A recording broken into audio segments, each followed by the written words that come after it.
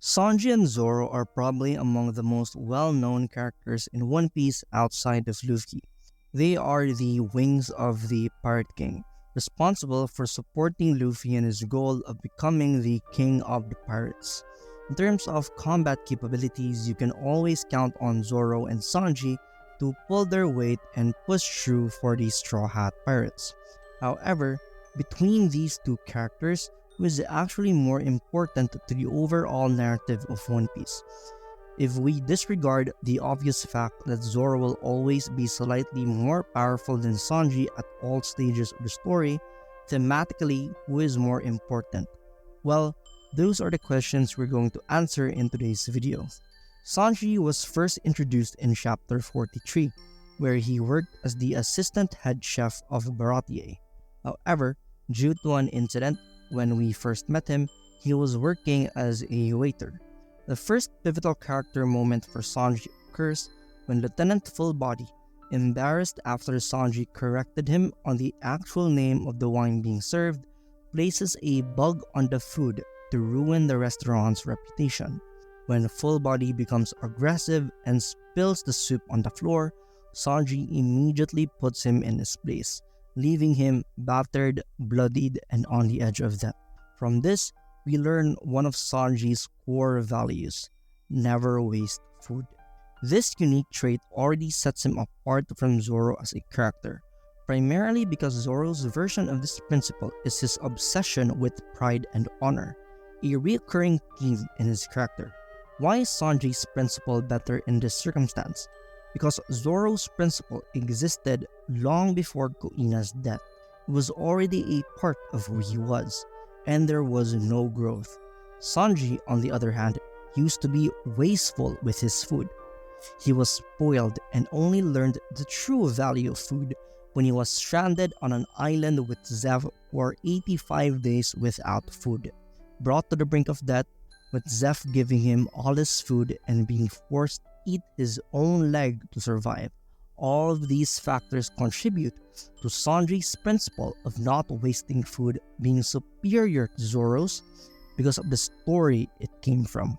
There's probably a lot I can talk about Sanji's strategic importance, from his quick decision making during the Water 7 arc, immediately realizing that Robin was lying and that there was more to her story of betraying the crew, or his sacrifice of protecting the crew by complying with the wishes of the Big Mom pirates during the Zou arc.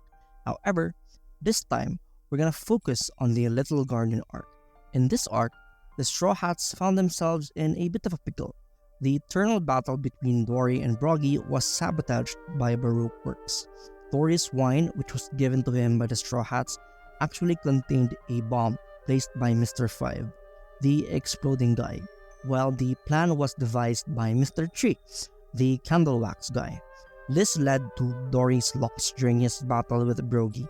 A fight ensued, and since the Straw Hats were caught off guard, Nami and Vivi got trapped in a candle wax prison, while Luffy and Usopp managed to save them in the end through sheer brute force, with Luffy beating up Mr. 3 and using the candle robot, which was awesome. Now, the question is, where was Sanji in all of this? He's the only Straw Hat who wasn't present, and this is where the difference between Zoro and Sanji in terms of intelligence truly becomes evident. If it were Zoro who hadn't been caught, he would probably just have gotten lost, and the Straw Hats would have remained stuck in the candle wax forever. Zoro even tried to cut off his own legs to fight them off. Seriously, I love Zoro, but he can be so dumb sometimes. What Sanji did for the Straw Hats this time was nothing short of a make or break moment, and it happens twice in this saga. First, Sanji was left to his own devices. He found Mr. Tree's hideout. While drinking, the Denden Mushi suddenly rings, and he answers, calling himself Mr. Zero. Recalling the information Vivi had given him, he immediately pieces together that this is the big bad of the Alabasta arc, one of the 7 warlords of the sea, Crocodile. He also realizes that Mr. Tree was sent to assassinate Vivi and wipe out the Straw Hat pirates. Crocodile instructs Sanji to head to Alabasta immediately, mentioning that the Unluckies will come to confirm whether or not the job is done. While Sanji does mess up slightly, He successfully delays Baroque Works' reinforcements and convinces Crocodile that Vivi and the Straw Hats are actually dead. Take note that we were just introduced to Sanji as a character when we entered the Grand Line. This means we have had less time to spend with him and yet attached to him compared to the other Straw Hats. Yet this scene alone already demonstrates his competence. Finally, we have someone besides Nami who has a brain, and it was such a relief for the Straw Hats who had been brute forcing their way through everything. If Zoro had been in the exact same circumstances, he not only would have failed to convince Crocodile that Vivi and the Straw Hats were dead, but he would probably have aroused Crocodile's suspicions, thereby sending more Baroque Works agents to pursue them. This would have delayed their arrival in Alabasta, worsening the political situation there. This is just one example of Sanji's brilliance, and one of the reasons why I think Sanji is better than Zoro. I could probably say a lot about Sanji being the emotional anchor of the crew, particularly because he often acts as the mediator when there is conflict among the Straw Hats. A prime example of this is during the confrontation between Luffy and Usopp. At this point in time, a lot was going on, but the primary reason for their conflict was with what to do with the Going Merry.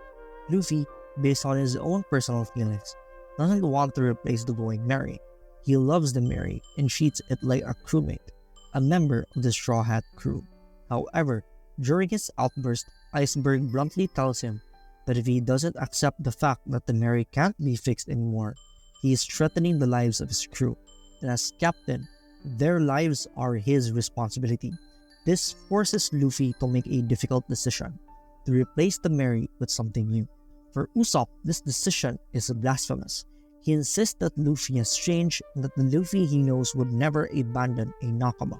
This disagreement escalates into a full-blown altercation, with both Usopp and Luffy yelling at each other, neither willing to back down. Usopp believes the ship can still be saved with just a bit more effort, and that they shouldn't blindly trust the shipwright's assessment. Meanwhile, Luffy, fully aware of the Merry's current state, knows that it won't last until the next island and remains firm in his decision to replace it. However, with heated emotions come heated words, and Luffy eventually goes a step too far. In the middle of the argument, he bluntly tells Usopp that if he doesn't agree with his decision, he should just leave. And at that moment, Sanji immediately kicks Luffy in the face, telling him to calm down and watch his words. This is probably one of the most tense moments in the entire series, with the tension being almost palpable. Yet Sanji, with his emotional awareness, makes a split-second decision to prevent Luffy from saying anything else that could further exacerbate the situation. This moment really made me realize how emotionally aware Sanji is and how well-rounded a character he truly is, making me like him even more. This is probably the most important aspect of Sanji's character and why I truly believe that, in terms of character writing, he is so far ahead of Zoro that it's not even funny, especially when considering his Whole Cake Island backstory. Sanji was born as the third son of Vince Milk Judge, the king of the Germa Kingdom and the leader of Germa 66, a group of technologically advanced super soldiers known for genetic modification. Judge was obsessed with creating the perfect superhuman soldiers through genetic engineering, soldiers who were stronger, faster, and more durable than any other soldier, and utterly ruthless towards their enemies due to their lack of emotions. To achieve this, he subjected his own children to experiments while they were still in the womb of their mother, Sora. Sora opposed this idea vehemently and took medicine to counteract the effects of these experiments. She succeeded, although partially. While Sanji's siblings grew up with superhuman abilities, Sanji remained a normal human. Unlike them, he retained his emotions. He was sympathetic and kind, essentially the complete opposite of what Judge considered a perfect human soldier. This led to Sanji being relentlessly bullied. He was kicked, pummeled, and beaten up constantly for being weak. He was called a disgrace. At one point, he even tried asking his own father for help, but Judge basically ignored him because in his eyes, no son of his could be that weak. It's literal insanity. We see Sanji constantly being compared to his siblings. They are faster, stronger, and more capable in every way. Eventually, this leads Judge to make a drastic decision. One of his advisors informs him that Sanji has shown no improvements in strength, speed, or ability. He is deemed a normal human. Judge decides that Sanji is just a waste of life. He locks him up, placing a tin helmet on him and imprisoning him. A little kid, only a few years old, abandoned and left for dead. And when he tries to ask for help, the guards tell him that this was his father's decision, that Sanji is to be erased from existence. This was unbelievably heartbreaking. I did not expect this level of depth from what seemed to be a pervy gag character. It's just so sad. We see Sanji crying, begging for help, and apologizing for being born weak. Man, One Piece can get really dark sometimes. Eventually, a few months after being imprisoned, Sanji escapes to visit his mother and cook her some food. Of course, because nothing good ever happens in Sanji's backstory, the food he cooks gets ruined when he is attacked by a dog and it falls to the ground in the pouring rain. Yet, when he presents the ruined food to his mother, she happily eats it and asks him to cook for her again. This is probably the only ray of sunshine in this dark backstory and the reason for Sanji wanting to become a cook in the first place. Things calm down for a bit until Reiju, Sanji's sister, who has been secretly helping him by bandaging his wounds whenever he gets beaten up, tells him that they are going to war in the East Blue. Reiju, despite being a super soldier like Sanji's other siblings, still has her emotions, making her more like Sanji in this regard. Sanji starts crying and begs Reiju to help him escape so he never has to see his father again. Luckily, he does escape, but his father catches him again. And to drive home how much a piece of garbage Judge truly is, he sees Sanji escaping and doesn't even try to stop him. Instead, he makes one final request. He tells Sanji to never tell anyone that Judge is his father because he is his secret shame. Sanji breaks down and cries, because who even says that to a kid, bro? Seriously.